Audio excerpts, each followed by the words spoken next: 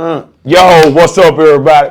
Welcome to another episode of KaneSaid, and I'm your host, Kane Bradfield. Y'all know my slogan: the fame is free, but the grind costs, baby. Yo, listen, man. I got a dog in the house, man. We're gonna talk that talk. How you doing, man? Good. What's up? What's up? What's up? Chilling, man. Look, man. Let people know who you are. Andrea Heflin, aka Coach Andrea, in the house. What's up? What's up? Yeah, she in the house. She in the house. So, yo, Coach Andrea, man. First of all, I appreciate you pulling up.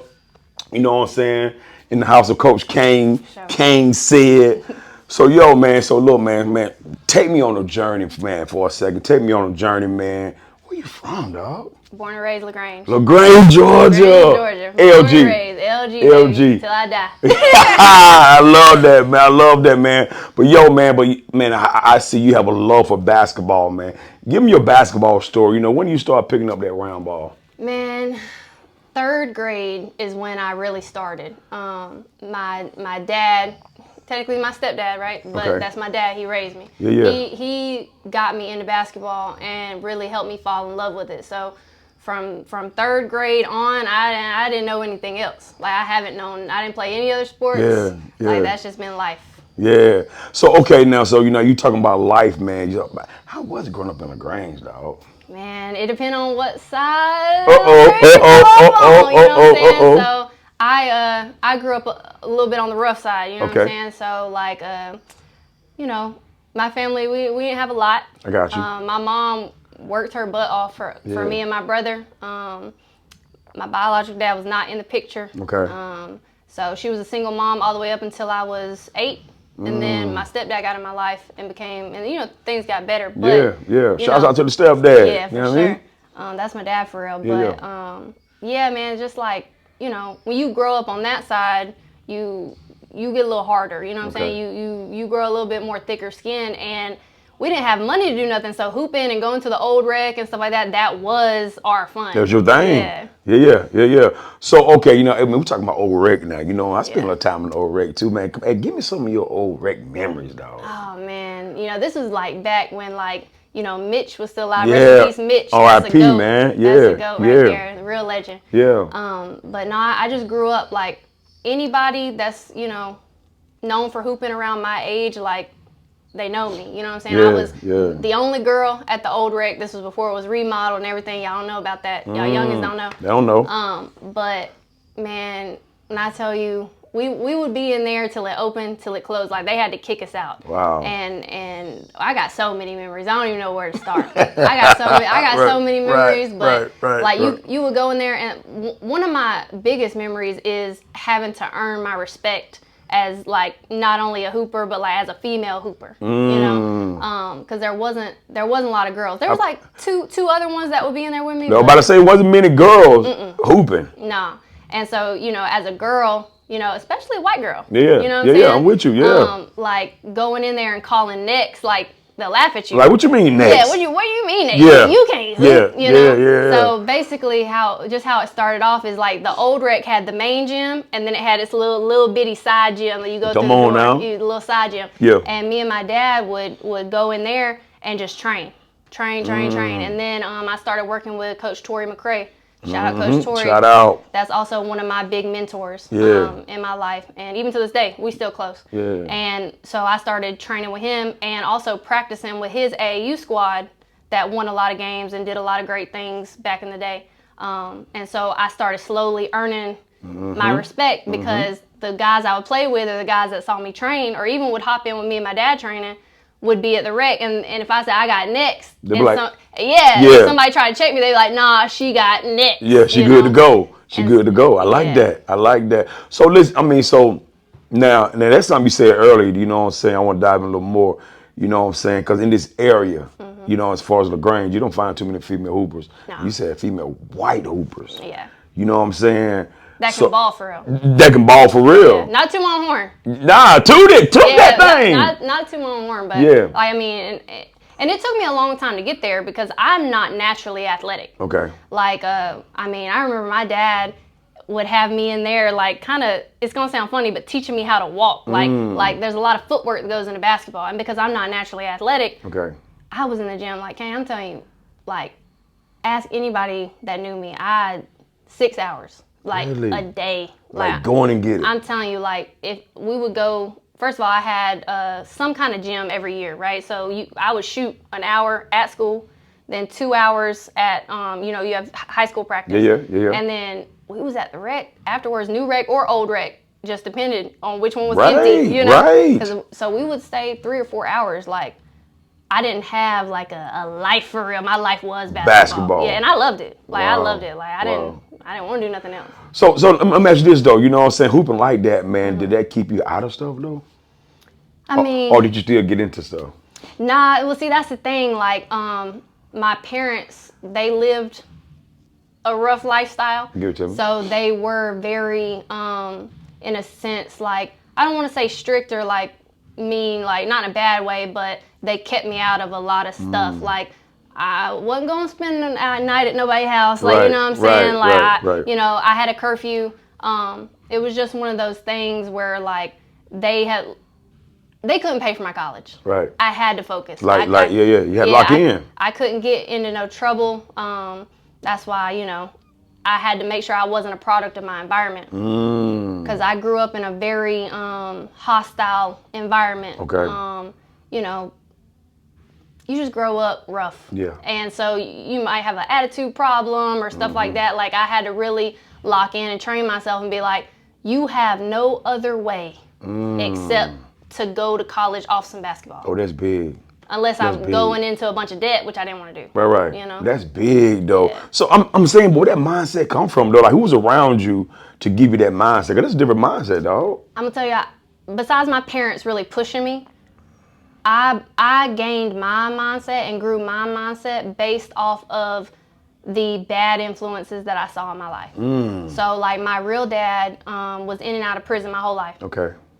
Not one birthday, not one holiday was he with me. Not even at my birth. You know what I'm saying? So I saw him, and I had a couple other family members, you know what I'm saying, that weren't doing right. And, so I just grew my mentality off of, obviously, my parents pushing me to be great and be better than they were. But also, I just saw what I didn't want to be. Like, I had plenty of people in my life that showed me what I didn't want to be. Ooh, I like that. I like that. And you know what's crazy though, man? I think a lot of people, you know what I'm saying, don't choose that route though. No, they don't. You know what I'm saying? A lot of people see the environment and become the environment. They do.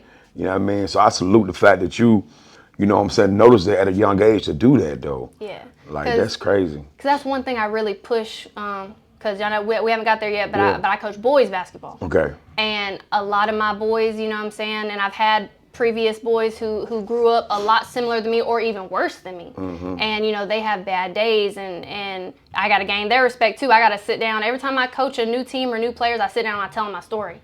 Because, they look at me, especially now that I've done something with my life, you know what I'm saying? Yep. They don't look at me as somebody they can relate to, which is totally understandable. Right. And also, I know too, as a white female, I will never understand, you know what I'm saying, what minorities go through. Yeah. You get what I'm saying? Yeah, so, I do. Like, I was underprivileged, like, financially, but I'll never know what minorities go through. You see what I'm saying? Yeah. And so, like, that's what I try to tell them. It's like, I know I'll never understand that part. Yeah. But I do understand being the product of your environment and coming in here and, like, letting home life or anything like that affect how you come to practice, like whether it's you being disrespectful or you giving up or you not pushing yourself. Because at the end of the day, if you ask them, do you want this? They're going to be like, yeah, Coach Andrea, I want it. And it's just like, your words got to fit your actions. Your actions got to fit your words. You know what I'm saying? So. I'm loving that, dog. So, so let's tap into high school for a second, right? What high school are we talking about here? LaGrange High. LaGrange High. Okay, go Granger. Straight blue in here, you know what I mean? LG. So, man, so talk about your time at LaGrange. Okay, so my freshman year, me and one other girl, first tryouts, they ended up moving 2 other girls up with us. So there ended up being 4 freshmen on varsity, but initially, me and one other post player were the only freshmen to make varsity. Okay. But before that, I had been playing AAU with those girls that were on varsity. I always played up. I didn't get much playing time, but I played up. But GJ. So my freshman year, I came in and I averaged about 5 or 6 minutes as a freshman. Okay. Which was totally fine, pretty good. We had a really good team. And who was coaching then? Jan Jones. Yeah, Jan shout Jones. out to Jan. Yeah, she coached me all 4 years. Really? That's my girl. Okay, Jan okay. Jones. I played with Brittany Tatum. I'm with you now. Yeah, Cabrina, Yeah. Sierra, Danielle, Bree. Shout out all y'all. Man. But yeah, so that group of girls were super accepting of me. So I really appreciated that as a freshman. They just really brought me in, and they knew I was good, and they respected my game as a freshman. You know, so then sophomore year, still same girls. I was averaging about 8 or 9 minutes. You know, and then our junior year, they all graduated, so we kind of had to completely rebuild. And so junior year, my minutes went from 8 minutes a game to I didn't sit down. Really? I didn't sit down. I had to be in shape. If I sat down, I must have hurt myself. Wow. Yeah, but it was like that really with the whole starting five. Like we had a young. Like you had to push that gas. Yeah, we had to push that gas, and but yeah, I really enjoyed high school basketball because what happened is I didn't really have a social life. So in school, I was just kind of like, you know, everybody liked me, right? And but I wasn't lame, but I wasn't popular. Right. I was just, that's the girl that plays basketball. You know? Right. So Right. you know, regular school day, nobody really talked to me, but come Friday is number 5. Come on now. You know Come what I'm on now, saying? yeah. So it's like I always felt at my best, like on the court, you know? So it's almost like some type of empowerment, dog. Yeah. You know what I'm saying? Yeah, it's kind of like you go from like regular to like celebrity Come on status. now. You know what I'm saying? Yeah. And so, you know, and when you're 16, 17, 18, like you're like, oh Give me yeah, that. you're feeling yourself. Give me that, yeah. Like I remember one, I think it was senior year, and I don't know if you're familiar with Dantarius Bray. But he, yes. He training here. Okay. Yeah. He's on the Wall of Fame, baby. Right. Yeah. And so our senior year, there was like a social media class or something like that. They printed out huge posters of only 2 players. One was Dantarius and one was me, and it sat in the little window like all basketball season. Wow. And it was like I know that felt good. Oh yeah, it was like a 10-foot. Come on. Like, Yes. It was yeah. Yes. So I got a lot of good high school memories. I remember hitting a buzzer beater to beat Troop. I think it was my senior year. I could be wrong. Could have been junior, but I think it was senior year. Now give me that picture though. Paint that thing right now. Well, okay. So we were, I think it was tied or we were down by 1. It was a long time ago, y'all. Okay. I'm 27. I see. I'm 27. Oh my God, you was that. I'm 27. Go ahead, right. So like 10 years ago. But if I remember correctly, they were playing man-to-man. We were either down by 1 or it was tied. I remember someone was taking the ball out, and I V-cut. I catch it in the corner. I immediately pump fake, drive baseline, and float it over the rim. Like, you know, so it was in a sense like an easy shot. Yeah. But man, I'll tell you, Dee, I can't remember her last name, but she was guarding me. And that girl can play some basketball. Shout out Dee if you watch it. That girl can play some basketball. And she was so fast. They had put her on me, and she had been locking me. Right. You know, and so I just was like, I think I was just hit that Kobe zone. You felt it. Yeah. My Mamba action. And then there was enough time for us to go play defense a little bit, but it was like maybe 10 seconds left or whatever. So we ended up winning that game. And what's crazy is Dorico Smith, shout out Dorico, he hit the game winner that same night. Man. And I remember on LaGrange Daily, it was like, I can't remember the exact title, but it was like number 5 save the day, because we were both number 5. Yeah. So we both had our pictures, and it was like number 5 save the day or something like that. My mom's got the clipping. Yeah. But yeah, it was that's probably my favorite memory. Get high. Okay, you know, we gotta get them lows too now. Oh yeah. Give me a low, dog. Man, I remember I dealt with a lot of anxiety when I played. Due to the fact that I felt like it was all riding on basketball. Okay. Like sometimes I had anxiety to the point where I had an inhaler like for anxiety. And I just remember not only was I counting on myself, my parents were counting on me to get myself somewhere. That's right. And also my teammates were counting on me. That's right. And I just remember that some games, you know, and what's crazy is my bad games were like 8 to 10 points. Maybe 6. Really bad game had 6. Okay. But there was never a game where I didn't score. I played the whole game. I had to. If I didn't, there's something wrong. Right. But I remember my dad was real hard on me, which was good. It taught me to be hard on myself in a more positive way. But I just remember, probably 2 or 3 games my junior and senior year where I really had like what I considered a bad game, and it made me be disappointed in myself, and I just would think about it all week until the next game.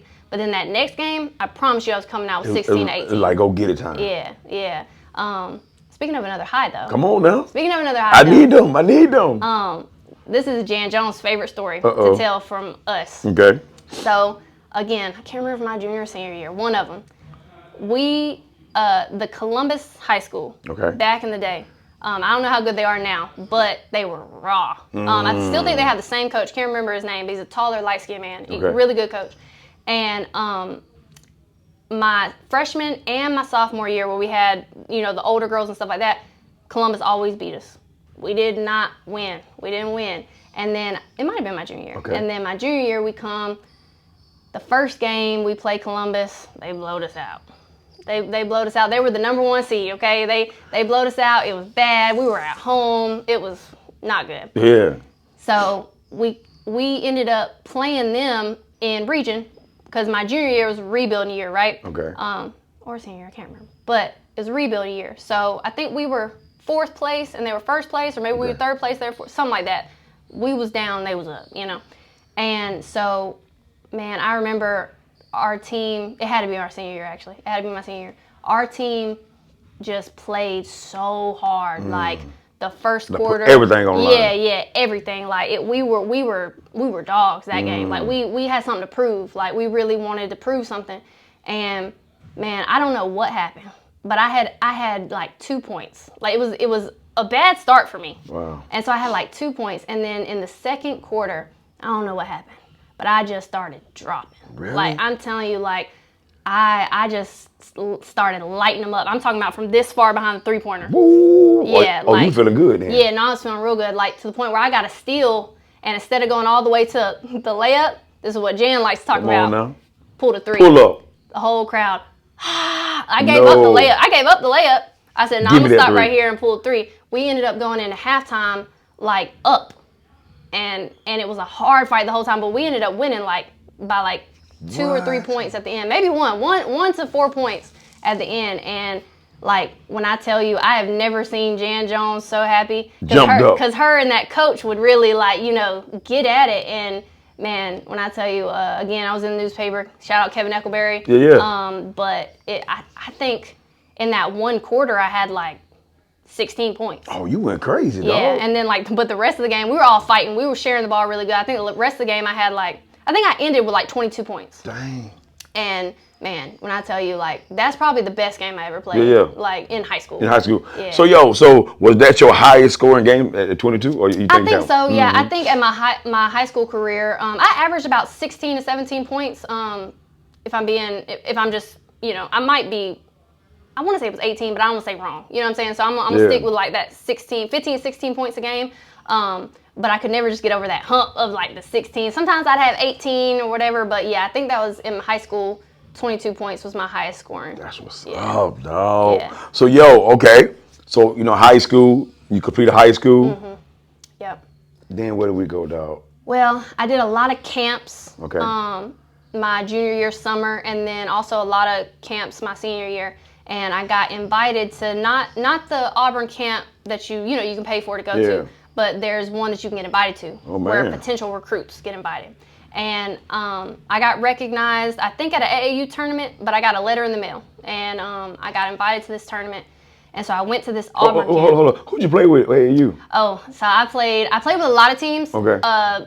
Because I would go help other teams. Okay. But mainly I was a Wolverine. Okay. Yeah. Gotcha. Shout out Coach Gary and Coach Greg. Love them. Smith. Yep. Legends. Love them. For sure. They really helped me grow as players and stuff like that, especially fundamentally. Right. But yeah, so I was a Wolverine. Okay.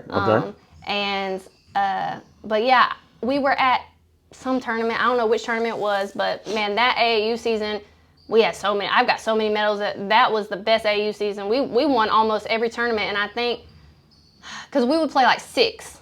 a summer because they would be like exposure tournaments. So we didn't play a lot. So I think we won like 4 out of the 6, and then we placed second in the other 2. But yeah, so that was a great year. And I got recognized at one of the tournaments, and I got a letter from Auburn to come to this recruiting camp.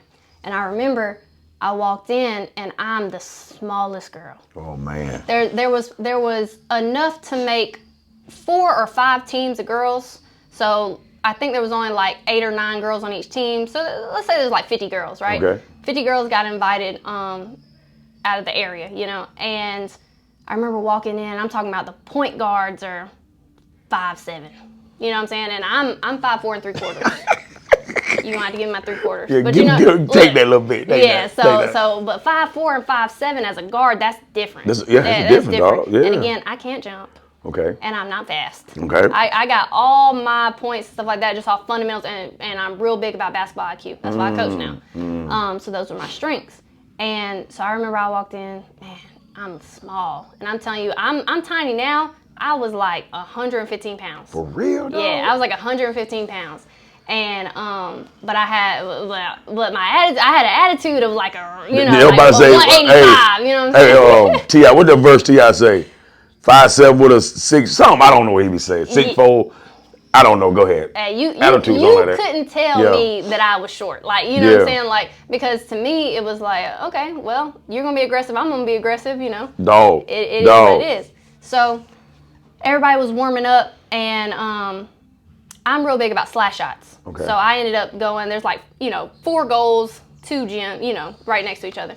And I go to the other side and I start doing my slash shots. And I'm warming up, and I'm hitting everything. Like, not too much more, but I'm hitting everything. My dad's there. He ended up leaving, let me experience the camp, and then he came back. But he was there for the warm-up, and he was there at the end. But he's rebounding for me. I'm hitting everything. Next thing I know, I look behind me. The whole Auburn, college team that was in the gym, they're over there. Hey, she could shoot. Hey, I want, because the players were the coaches. Okay? So I don't know how they decided the teams, but they're like, no, I want her. Yeah, she the shooter. Yeah, they're arguing over 115-pound, 5'4", 3/4. I know it felt good. I know it felt good. And so it really that lit me up. Mm-hmm. And I was like, oh yeah. So they ended up splitting us into teams. And the very first team we played, the point guard on the other team, because they had me running point, because I'm warming up and everything, and they had me running point. The very first game, the other point guard was actually a prospect, a real prospect, like she had been. She's on the radar. I think she ended up getting a scholarship. I can't remember her name, but she was really good, really good. But she was on their radar already. Like, she was a recruit for real. And she was really at the camp just as a, you can come, but whatever. So, and that's what the players were telling me. They were like, and she's thick, she's muscular, she's athletic, she's 5'7". And very first play of the game, I come down, she stole it from me. Wide open layup. Wow. I said, okay, I'm on a different level now. And so the next time down, she tried to do the same thing. Between my legs, behind my back, gone. Pull up, 3, swoosh. And she said, and we ended up dapping each other up. She was like, respect. Good move. Yeah. That's the kind of girls I like to play with. You know what I'm saying? Yeah. So we went at it. And the games are shorter, you know what I'm saying, because it's a camp. But, man, I'm telling you, and also you only get to play 2 quarters. But we went at it the whole. Like blow from blow. Yeah. Now, I think she ended up, because I was guarding her, but I had to really lock into my fundamentals because she's fast. She's quick. She wasn't a great shooter, though, so I had to, stay off of her. But I was so tired. For real, I'm telling you, I was so tired. But you got to think, because I bet your adrenaline was going 100 miles per hour already. And I think we ended up playing 3 games that day. And but she was the best player. Like, the other teams were about, I didn't really have to go to that next level. You know what I'm saying? But I remember that game in particular, the very first game, Coach Ty, that I can't remember his last name, and I'm not sure if he's still there. But he was the assistant coach. And he pulled me to the side and was like, where are you from? And I was like, LaGrange, Georgia. And he goes, down the road? I'm like, yes, sir. And he goes, that's a small town. I said, it is. It's a small town. And he said, where are you going? What offers do you have? Now, at the time, I think 2 lower level D2 offers, but they were like in like Connecticut. I didn't want to go super far. And the rest of mine were D3 offers. And he said, nah. He said, nah, you can go higher than D3. And he really, I always ran into people that were like, oh, yeah, you're good, but you're short. You know what I'm saying? So he was like the first person that really like believed in me. To look past the height deal. To look past the height, you know? And I ended up getting an email from him, and they, not officially, right? Because we never got to that point because I ended up turning it down. But I ended up getting like a partial offer, not officially. So don't look me up. Right. You know what I'm saying? Don't look me up. But my mom still has printouts of the emails. You know what I'm saying? So I ended up getting like a partial scholarship from Auburn. But when I talked to the head coach, though, she was real with me, though. She was real with me because, like I said, her starting point guard at the time was like 5'9". And she was like, you know, if you get in here and you work hard, you probably will not play until your senior year. And so we're going to bulk you up. All that. And, you know, she was just real with me. And I said, yes, ma'am, I really appreciate you being real with me. She's like, but I will take you, you know. She said, don't hold me to it, but I will take you just because of your work ethic and your basketball IQ and, like, you're hungry. She's like, I can tell you're hungry. But at the time, I had knee problems. I had knee problems, and also, too, I couldn't afford a partial. Right. You know what I'm saying? Right. Because of... Cause did you be out of state too? Yep, I'd be out of state, and I just couldn't afford it, you know? It's just like the environment you grow up on sometimes holds you back from certain opportunities. So I ended up telling them I really appreciated it, and I ended up turning it down. And I ended up going to... I just ended up going to LaGrange College because what happened is the job that I work now, I'm a graphics and web designer. That's what I do as my main job. I started working that like right out of high school. 18 years old. I taught myself on YouTube how to do, because I couldn't take classes, you know, when you're young, and I had to start working, you know. Yeah, get that money. Yeah, so I taught myself that and started working for the same company I work for now. I've been there 10 years. And what ended up happening was I told myself, I said, okay, Andrea, like now that you're out of high school, you got to start being a little bit more realistic.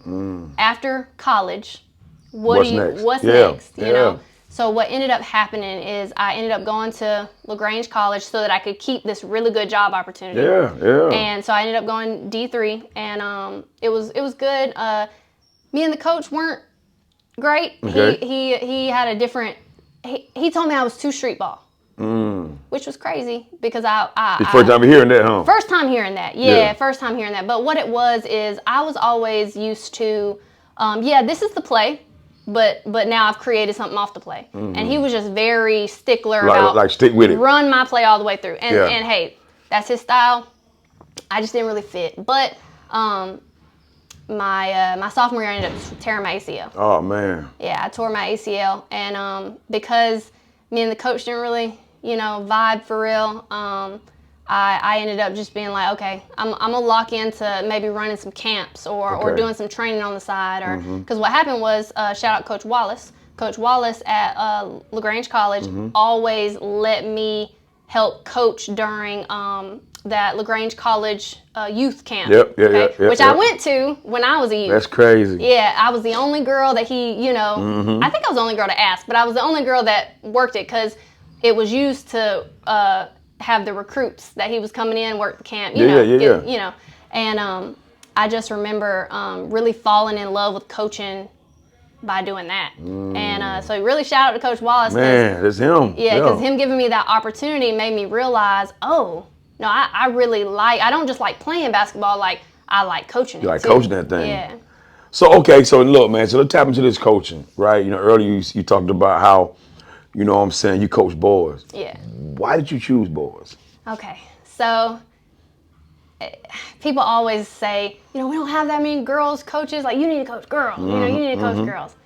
And what happened was Coach Torrey McCray, one of my mentors, he gave me the first opportunity to really coach AAU.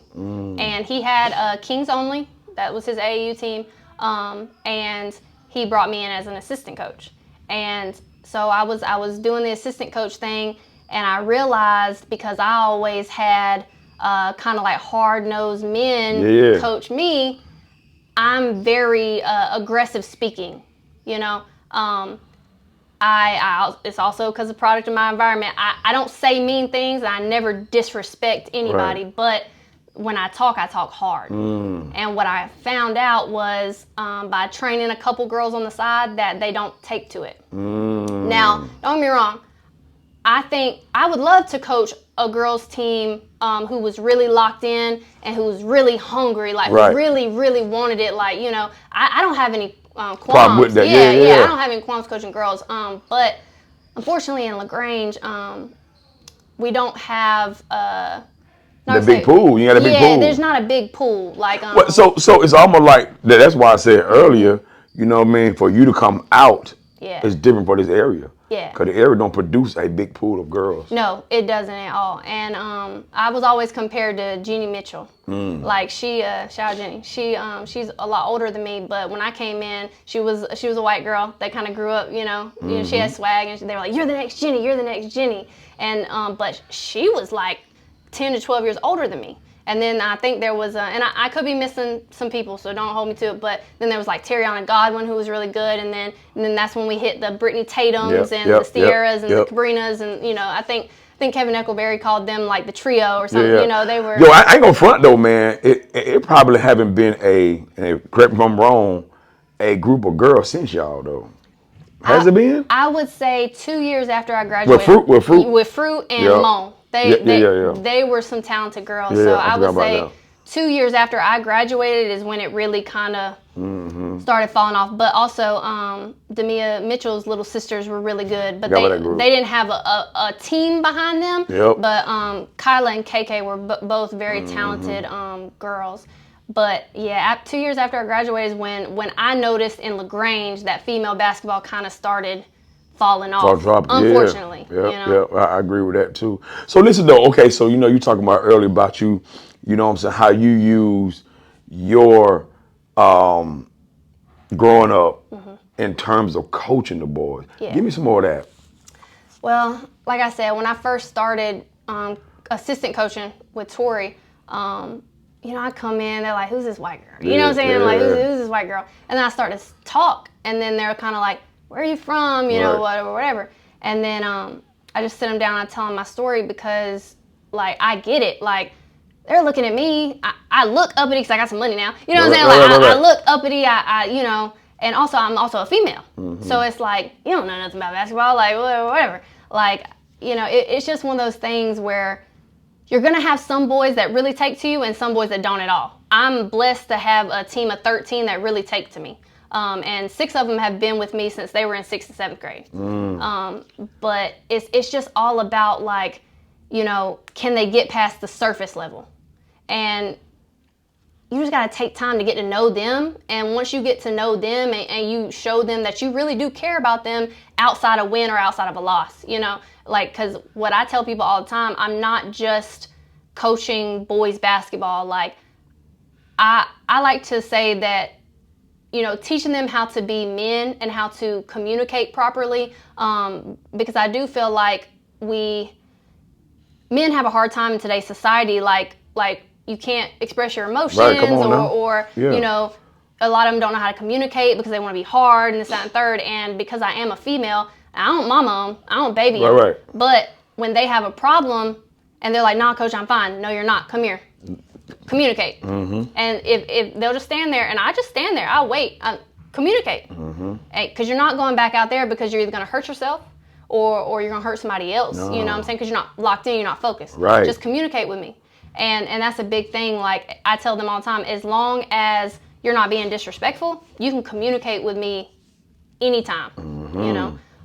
But yeah, it's like girls or boys, like I said. I just think it's how you approach coaching. So okay, so let's talk about this. You know, your coaching career, man. You know, what are you trying to do with it? So, my goal, I think, for myself, is just to, one, really give back to my community. That's what I love doing, that's what I'm doing now. But I will say in the future, my goal is to, if we're talking about 5 years, right? My goal is to maybe get my teaching certificate that way. Because right now you can't coach high school without like a teaching certificate or working for, you know. Yo, I think they changed that, dog. Oh, I thought they changed it back this past summer. But See, I I could be don't know. wrong. I could be wrong too. But I thought now you don't have to be a. Well, they have community coaches. Yeah, I think community coaches can be head coaches now. Oh, maybe so. I think. Yeah, I don't know. I don't know what you neither. I could be wrong. I know when I was trying to do it, it was not like that, but it could be like that now. I could be wrong though. But I do like the idea of taking like my marketing knowledge and maybe working at a high school or something like that, and teaching like a marketing class, or and coaching high school. And then my main goal is like I want to, when I'm older, like retirement age, I want to run camps. Like I want to run camps. I really want to just share my knowledge. Like that's my goal, is just to share my knowledge and like touch as many kids, positively like as I can. Because I remember growing up and I didn't have a lot of good role models. You know what I'm saying? Besides my parents, and then like a couple of my mentors. Like I said, I grew up around a lot of negativity. You know what I'm saying? A lot of people product of their environment. I had a whole side, my biological dad's family, who just, like it just wasn't good, So it's just, I just want to bring as much positivity in the world as I can. Like that's really my goal. Like, and I'm just day by day, month by month, year by year. And whatever opportunities come to me or ones that I find, like I just grab them and go. You want to see what's up with it, yeah. Because at the end of the day, I'm just living life. Right, I'm about to say, yeah, heck, you just living, man. So now that so you're part of Clockwork, man, and you're the head coach of the 10th grade team. You know what I'm saying? What do you see yourself, or what are your goals for this year?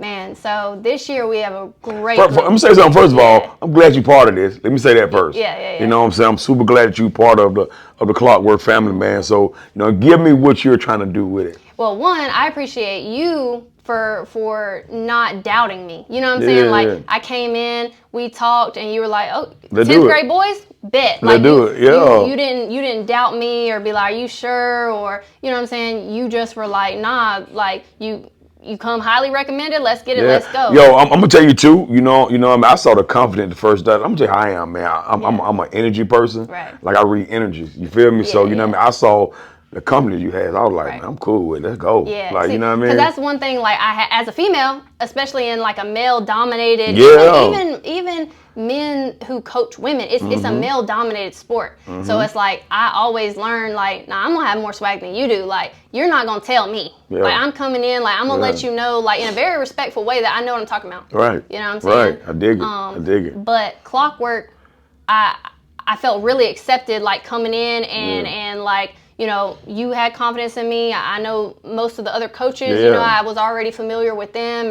And so like, it's a family. Right. But my goal, this year is just to really help create like a program, like a long lasting program that maybe we can turn into tournament hostings or camps or, you know what I'm saying? Or have just a bunch of teams, we just have the ability here with like the coaching staff and like the equipment and everything to really make something beautiful. I agree with that. I really do. So now I'm back for a minute. You know what I'm saying? So with some of your players, how do you like?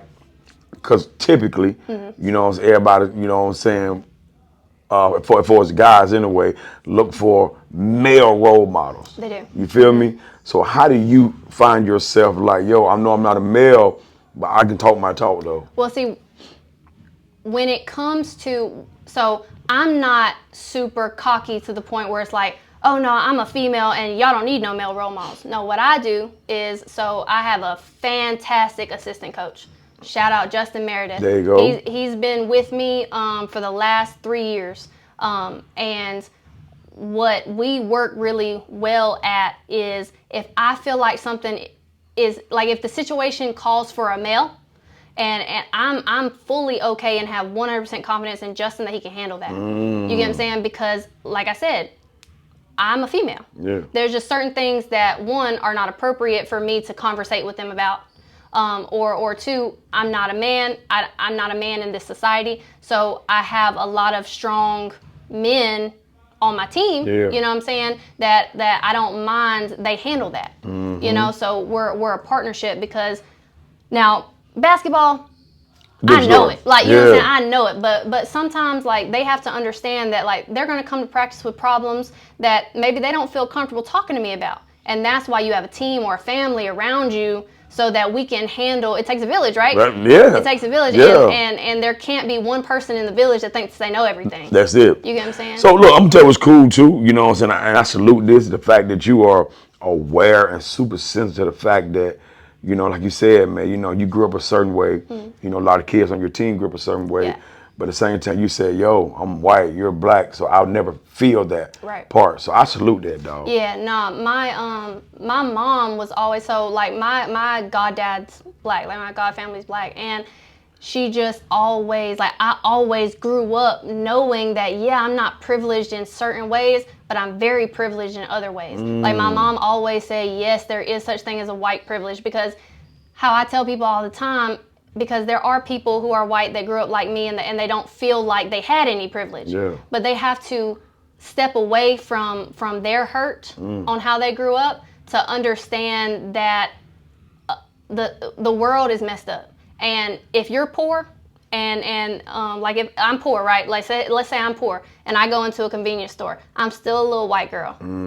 And even if it was a suburban black child that goes into a store, 9 times out of 10, they're still getting followed around, and I might be the one stealing. Because I'm poor. I ain't never stole nothing. I'm just saying, though, like, I don't have the money. You should be watching me because I'm hungry. This little girl is fed, and she's just here. She's just getting some candy, you know what I'm saying? And I've experienced that because I have some white friends, but most of my friends are black or some kind of minority. And when we go out to places or I've seen it, I can empathize, but I've never gone through what they have to go through on a daily, weekly, monthly basis. You know what I'm saying? Like, and I just think I've never had, I've always been able to step away from pride or I've never been a woe is me kind of person. So I've never really just fell into that mentality. Like, I understand that I have certain privileges, like, as a white person. And I think, you know, that mentality and because I tell my boys that, like, I get it and I'll ride for you. Like, like, don't, like, no, but there was this man one time when I was coaching one day, youth teams I coached. Yeah. It's been real racist. Wow. Real racist in the stand. And when I tell you, I went toe to toe in his. Like, stood there. Yeah, like, because, like, they have to understand, like, I'm not white savior. That's not what I'm trying to do. But I will always have your back because nobody's gonna disrespect you or be that way to you in front of me. And I think explaining that to them and letting them understand that I relate to you in certain struggles, but I know you have more struggles than me, that makes them have a deeper respect for me. Well, I'm about to say that, you know what I'm saying? That's why, like I said, you know, so when I, you know what I'm saying, walk through there or just, you know, sneak a peek on camera of you guys training, I see that. I see the respect they have for you. Yeah. You know what I mean? And I think they come from the fact that they feel that you will, you know, step in front of that bullet. You know what I'm saying, for them. So that's super dope, dog. That's yeah. So, yo, let me ask you this, though. Yeah. So I know when we first met, man, you was talking about, you were saying, yo, coach, I love to do different things with my hair for a color. Yeah. What's behind that, dog? So, man, I don't know. Like, just growing up, I didn't have, again, I was poor. Not to keep beating the dead horse, but you know, I wore Walmart clothes or hand-me-downs or Goodwill, you know what I'm saying? Let me say something. Walmart be dropping bombs now, Walmart be dropping bombs now. Come on, that's what I'm saying. I'll go to Walmart right now. I'll rock that George in a minute now. But back in the day, it was, bro, 2012 to 2015 when I was in high school, they had Snoopy shirts. Okay, like... I was coming to school in like Snoopy shirts, and you know what I'm saying? I didn't have a lot of clothes in general, you know? So really what that stemmed from is I never had the finances to wear what I want, color my hair, do certain things. And also too, like when I was younger, I didn't know my hair's curly. My hair's naturally curly. I didn't know what to do with it. So I was always wearing a bun. I'm known for my bun, but it was tragic though. It was not a cute bun. And I think once because not even really in college, because I really wasn't studying it, but after I graduated college, and I was like, no, I got money now. I'm doing a little something. You know what I'm saying? I can dress how I want, and I've always like I tell them sometimes my boys be like, "Are you emo?" I'm not emo. Oh, you emo. Okay, They they're so funny. crazy. Yeah. I like to say like I've always had a love for like the rock style or like rock music and stuff Yeah. like that. So when I started dyeing my hair red and I cut bangs and everything, like I don't know, I just felt more like myself. So it's just more expression thing. Yeah, it's just more. I feel my natural hair color doesn't fit my personality. What is your natural color? It's like, you know what they call it in the South? They call it dirty dishwater blonde. You dirty blonde type? Yes, but Yeah. but like not the cute dirty blonde. Okay, That's why it's called dirty dishwater blonde. It's like in between. Screw me up. Yeah, it's like in between brown and it's just not cute. Okay. It's not cute. Okay. But yeah, so like a lot of people tell I have a fiery personality, so I Red them up. Yeah, Red you know them what up. I'm saying? Yeah. I got the black tips now, little shout out CPT. You know what I'm saying? Come on, man. I'm about to say, man, you rocking the brand now, baby. So, it's just all about self-expression. Why not? Yeah, I fully believe in self-expression as long as it's not hurting nobody. You know what I'm saying? Be yourself. You know what I'm saying? I can't tell you how to be.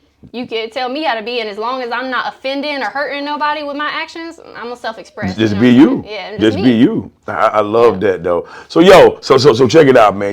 So at the end of every show, man, I always give, you know what I'm saying, the guests opportunity to drop some gems. Okay. Drop some positive word to the people. So if you don't mind, man, get them people something, dog. All right. My main thing, like I said, I might be repeating myself, but no matter how you grow up, you know what I'm saying, you have to learn how to be better than that, in the sense of even if you grow up privileged, you have to learn not to be satisfied in your privilege. Like you have to grow to be the best version of you. If you grew up rough, you got to understand not to be a product of your environment or play a victim. Like you can always, no matter what, learn to use the tools to get up out that situation. So that's my main thing that I like to preach, because I feel like in today's society, it's so easy just to fall into bad patterns or patterns that might not get you nowhere. You know what I'm saying? Like you're more just like you're satisfied. You know what I'm saying? Don't be satisfied. Don't be satisfied. Don't man. be satisfied. Like never satisfied. Man, you can reach levels you don't even know exist. Yeah. Don't be satisfied with your life. Like keep reaching. Like I love it, man. You know what I'm saying? Coach, I love every bit of it, man. Yo, this will not be the last time y'all be hearing from Coach Drill, man. She in this thing, man. So listen, man. Peep Gang, check her out, man. Clockwork head coach over here, 10th grade team. You know what I'm saying? Check her out, man. Y'all know what it is, baby. Zip them up. No, that was nice, man. Yeah.